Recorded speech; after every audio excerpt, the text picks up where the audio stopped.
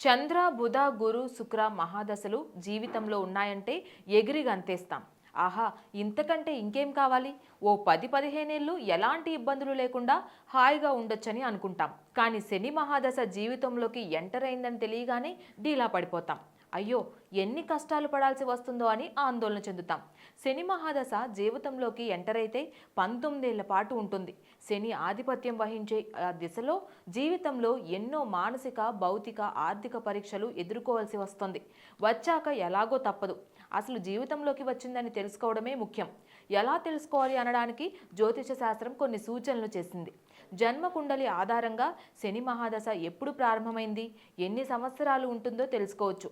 జాతకంలో శని ఆధిపత్యం వహించినా దానితో పాటు మరికొన్ని గ్రహాలు కూడా కలిసి ఉంటాయి. ఆ సమయంలో ప్రభావం కొంతమేర తగ్గుతుంది.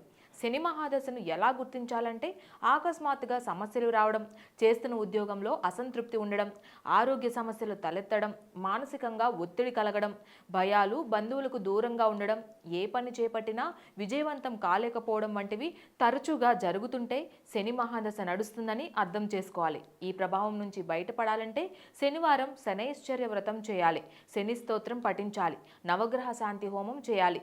శనివారం రోజున నల్లని వస్త్రాలు, నల్లని నువ్వులు, ఇనుమును దానంగా ఇవ్వాలి. పేదలకు అన్నదానం చేయాలి.